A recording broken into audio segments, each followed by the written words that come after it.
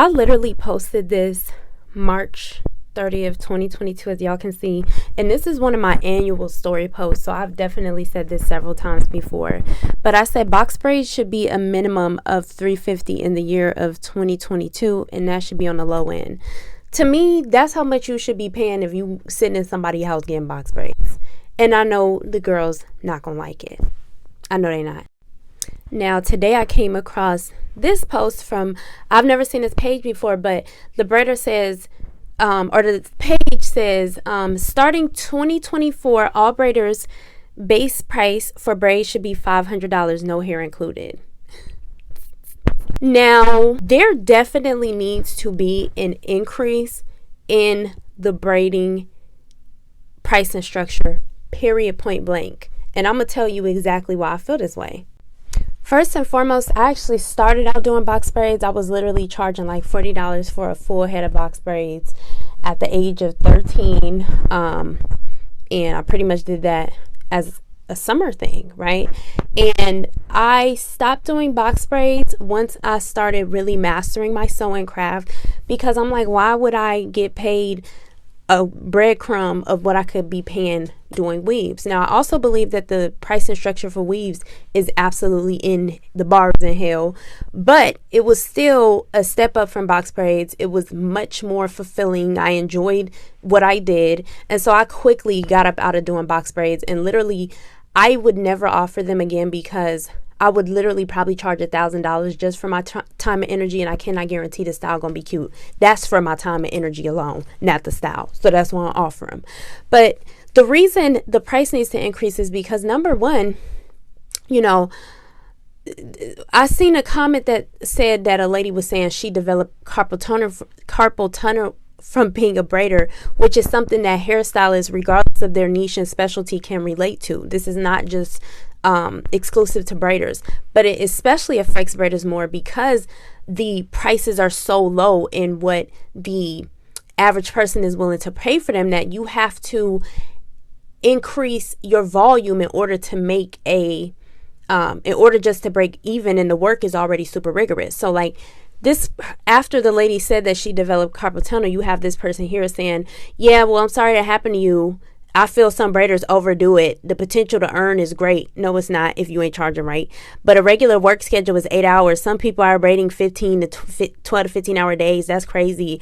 Blah, blah, blah. And you're going to burn out fast. That's the whole point of increasing your prices. When you're working for pennies, that's what happens. Okay. And so that's why the price needs to increase, right? I always tell people this, point blank, period. Braiding is one price. The customer service and hair care is sold separately. And see, the problem is y'all want all of these different things combined together for a very nominal fee, and that's not going to happen. Okay. The reason y'all have been having such low, just horrible experiences with hair braiding is because y'all been paying for slave labor. You know, that's just the reality. You can't expect somebody for basically, it's coming out to like $10 an hour once you really break it down, and you want a shampoo, and you want a deep condition, and you want snacks, and you want this. The reason I was able to do so well in as far as catering to my clients and creating an experience for them that was so unique that even to this day, even though I have not been working for 3 years, my clients don't forget me. It's because I charged a very reasonable price, and I was able to reinvest back into my business and in myself so that I can run efficiently, right? So I said that to say, absolutely, absolutely. When you pay a better price, of course, you're going to get better service. But understand, the reason y'all have been getting bad service is because y'all don't want to pay the price, with the exception of those of you who you'll make an exception for somebody that your favorite influencer went to, okay, and then you complain, right, because you like, well, so and so went to her, but you didn't check the Carfax, right? So just because somebody has clout doesn't mean they know how to run a business effectively, right? But that's a whole different conversation for a whole other day, right? But what I'm saying is, if y'all want to stop having experiences like these,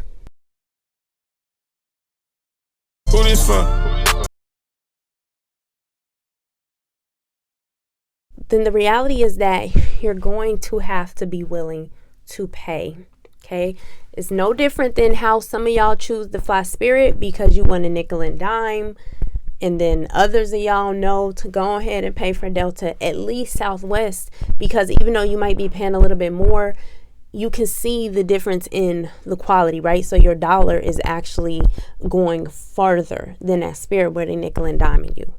Hope this is making sense. It's definitely important though for hairstylists in the texture hair industry to get on code so that then prices can raise, so that we can raise the overall standard of our industry, salons, etc.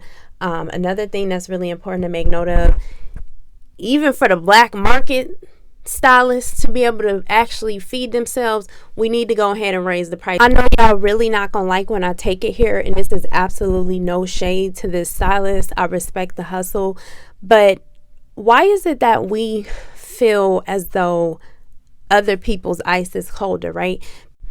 It's just unfortunate that everybody want to clutch their wallets until somebody else enter into the chat. You know, let's just be real here, because we see the same thing with Eurocentric techniques all the time, whether that be y'all with micro links, tape ins, beaded wefts, whatever, right? So y'all won't pay for a sew-in, which is more time consuming, way better for the hair for the most part, more suitable for most people's hair types, but y'all will pay double for a white technique. Let's be real here. I find that very odd and honestly very disrespectful, because I have not seen the outrage on her prices. Maybe I've seen the outrage on the cultural exchange, but I ain't seen nobody dragging her for them prices. So at the end of the day, the pricing structure in black hair salons absolutely needs to go up. Point blank, period. And so I'm happy that we finally are coming to this medium. We can see the silk press wage has raised. It's more standardized. And so either you gonna get with it or you gonna do your hair at home or go to that black market. But when you go to that black market, don't be upset when you having experiences such as this. Okay, so unfortunately, I don't know how to really work TikTok for real. Like my hair is acting somebody grandma hair, okay? It say, we was on the last row of knotless when my braider baby daddy bust in the house like, you want to be with me or not? And she was like, I have a client. And he smacked the wall like, answer me. And she was like, no. And he stormed out. And you was like, blah, blah, blah. And I was saying that these are the type of experiences that you have when y'all want to be, you know, in people's houses and stuff like that. So it's like you got to pick and choose your battles. At the end of the day, customer service is a service, right? Your braids is a separate service. Hair care is another service, okay? And so experience is a whole other service. Them is 4 different services, baby. You gonna have to pay for all of them. Y'all be wanting to get paid for overtime at y'all jobs, number 1. And then number 2, a lot of y'all don't like when you get hired for one position, but then they got y'all doing a whole bunch of other things, but they ain't raising that pay. So please apply the same logic to hairstylists. Hairstylists and hairdressers, cosmetologists, estheticians, tradespeople, period. These are careers, y'all. These aren't hustles. We don't just do hair. Some people do just do hair right here. Okay, but there's a difference between doing hair and you have an actual career where you have to cover your own health insurance. You got to cover your own savings. You also have a cost that you pay to actually render your service. Okay, it's not free to render services if you render them how you're supposed to. And y'all, come on now. And so for the other comments like these, a lot of people just seeing these comments all the time, it's very obvious that some of y'all are very upset that you chose the wrong career, okay? I understand that you was indoctrinated to believe that you need to go to school and acquire all this debt in order to make money, and you got to go to college and blah, blah, blah. But baby, hard skills and trades have always paid. A lot of y'all just didn't want to do the dirty work, and a lot of y'all was asleep as to how much hairstylists and tradespeople, period, been making. And so it's really coming across as jealous and upset.